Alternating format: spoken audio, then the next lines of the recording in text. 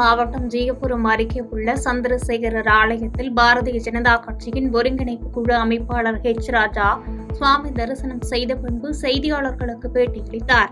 அப்போது நாடாளுமன்றத்தில் வக்ஃபு போர்டு சட்டத்தை திருத்துகின்ற மசோதா கொண்டுவரப்பட்ட போது சிறுபான்மையினர் நலத்துறை அமைச்சர் திருச்சி மாவட்டம் திருச்செந்தூரை கிராமத்தை பற்றி எடுத்துக்காட்டிதான் மசோதா கொண்டுவரப்பட்டுள்ளது என்று தெரிவித்தார். தற்போது அந்த மசோதா ஜாயிண்ட் பார்லிமெண்டரி கமிட்டிக்கு அனுப்பப்பட்டுள்ளது என்று பேசினார். மேலும் பேசிய அவர், ஸ்ரீரங்கத்தில் குடியிருப்பவர்கள் அது கோவில் நிலம் என்பதை ஏற்றுக்கொண்டு அதற்கான வாடகையை செலுத்த வேண்டும் என்று கருத்து தெரிவித்தார். பாராளுமன்றத்தில் வக்ஃப் போர்டு சட்டத்தை திருத்துகின்ற மசோதா கொண்டு வரப்பட்ட பொழுது சிறுபான்மை நல அமைச்சர் திரு கிரண் ரிஜிஜு அவர்கள் திருச்சி மாவட்டத்தையும் திருச்செந்துறை ஊரையும் பற்றி அதில் எடுத்து காட்டி தான் அந்த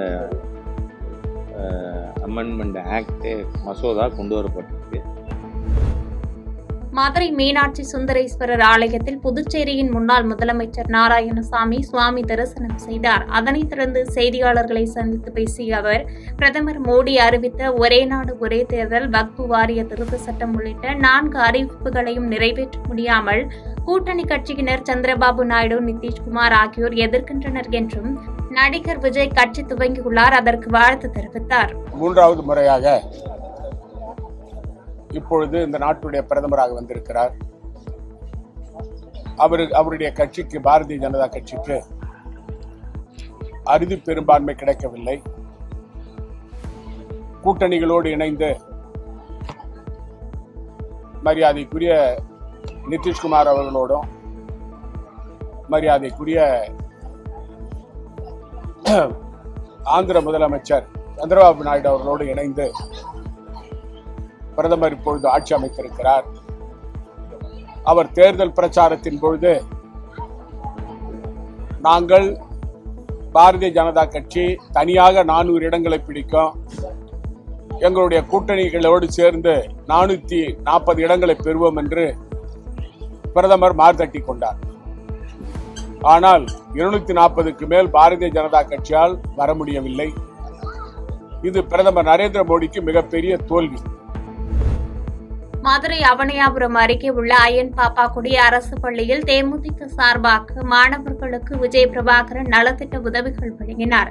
அதனைத் தொடர்ந்து செய்தியாளர்களை சந்தித்த அவர், விஜய் அரசியல் வருகை மற்றும் கூட்டணி குறித்த கேள்விக்கு விஜய் அவர்கள் மிகப்பெரிய சினிமா நட்சத்திரம் என்பதில் சந்தேகமில்லை என்றும், ஆனால் அரசியல் என்று பார்க்கும்போது தேமுதிக 20 ஆண்டு பழமையான கட்சி, அவர் தங்களுடன் கூட்டணி வைப்பதற்காக கட்சி ஆரம்பிக்கவில்லை என்று கருத்து தெரிவித்தார். மேலும் இன்னும் தான் கோட்படத்தை பார்க்க முடியவில்லை என்றும், ஆனால் அந்த படத்தில் கேப்டன் விஜயகாந்த் வரும் காட்சிகளை சமூக ஊடகங்கள் மூலம் தனக்கு அனுப்பி வைக்கிறார்கள் என்றும், அந்த காட்சிகளை மக்கள் கொண்டாடும் விதத்தை பார்க்கும்போது புல்லரிப்பதாக நெகிழ்ச்சி அடைந்தார். விஜய் அண்ணா ஒரு மிகப்பெரிய ஒரு பிலிம் ஸ்டார், எந்த மாற்று கருத்துமே இல்லை. ஆனா இந்த கேள்வி நீங்க தேசிய முற்போக்கு திராவிட கழகம் வைக்கும் போது, தேசிய முற்போக்கு திராவிட கழகம் 20 வருஷம் பழமையான கட்சி. இன்னைக்கு விஜயண்ணா கட்சி ஆரம்பிச்சு அவர் வரும்போது அவரோட என்னென்ன பண்றாரு, என்னென்ன கொள்கைகள், மக்களுக்கு என்ன செய்யறாரு, மக்கள் எப்படி ஆதரவு கொடுக்குறாங்க, அது எல்லாமே பார்த்துதான் அடுத்த கட்டான நடவடிக்கை எங்களால சொல்ல முடியும். ஏன்னா அவர் மாநாடுக்கு பல பிரச்சனைகள் இருக்கு, இன்னும் அவர் கட்சி ஆரம்பிக்கல, ப்ராப்பர் 100% கொடியை விட்டுருக்காரு, சொல்லியிருக்காரு. எல்லாமே ஆரம்பிச்சதுக்கு அப்புறம் நம்ம இதை பத்தி பேசுவோம். வேலூர் மாவட்டம் ஒடுக்கத்தூர் அடுத்த பொம்மன்குட்டை கிராமத்தை சேர்ந்த சேட்டு மற்றும் அவரது மனைவி டயானா ஆகியோருக்கு கடந்த 9 நாட்களுக்கு முன்பு பிறந்த பெண் குழந்தையை பப்பாளி பால் கொடுத்து கொலை செய்து புதைத்துவிட்டு தப்பி சென்ற இருவரை போலீசார் தேடி வந்த நிலையில் அவர்களுடைய உறவினர் பெரிய எரிவூர் பகுதியில் உள்ள உமாபதி என்பவர் வீட்டில் பதுங்கியிருந்தவர்களை போலீசார் கைது செய்தனர். மேலும் அவர்களுக்கு அடைக்கலம் கொடுத்த உமாபதியையும் கைது செய்து விசாரணை மேற்கொண்டனர். கொலை செய்யப்பட்ட குழந்தையின் தந்தை சேட்டு என்கிற ஜீவா தாயார் பேபியையும் கைது செய்து விசாரணை மேற்கொண்டு வருகின்றனர். மொத்தமாக இந்த வழக்கில் 4 பேரை கைது செய்து போலீசார் விசாரணை மேற்கொண்டு வருவது குறிப்பிடத்தக்கது. ஜார்க்கண்ட் மாநிலத்தை சேர்ந்தவர் சோம்ரா ஓரான் என்பவர் நீலகிரி மாவட்டம் உதகை அடுத்த மஞ்சூர் பகுதியில் உள்ள தனியார் எஸ்டேட்டில் கடந்த ஆண்டு பணியாற்றி வந்துள்ளார். இந்த நிலையில் கடந்த 11ஆம் தேதியன்று வடமாநில கூலி தொழிலாளி தம்பதியின் 5 வயது மகளுக்கு சோம்ரா ஓரான் பாலியல் தொல்லை அளித்து மேலும் இது குறித்து வெளியில் கூறக்கூடாது என்று சிறுமியை அவர் மிரட்டியதாக கூறப்படுகிறது. இதனை அறிந்து அதிர்ச்சியடைந்த சிறுமியின் பெற்றோர் இதுகுறித்து மஞ்சூர் காவல் நிலையத்தில் புகார் அளித்தனர். அதனைத் தொடர்ந்து சோம்ரா ஓரானை போக்சோ சட்டத்தில் போலீசார் கைது செய்து சிறையில் அடைத்தனர். பின்னர் சிறுமிக்கு பாலியல் தொந்தரவு கொடுத்த வடமாநில வாலிபருக்கு ஆயுள் தண்டனை விதித்து உதகை மகிழா நீதிமன்றம் தீர்ப்பளித்துள்ளது.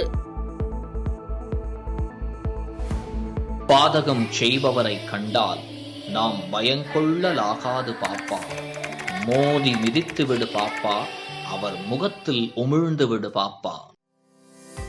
அண்மை செய்திகளை உடனுக்குடன் தெரிந்து கொள்ள இணைந்திருங்கள் இயம்நாடு தொலைக்காட்சியுடன்.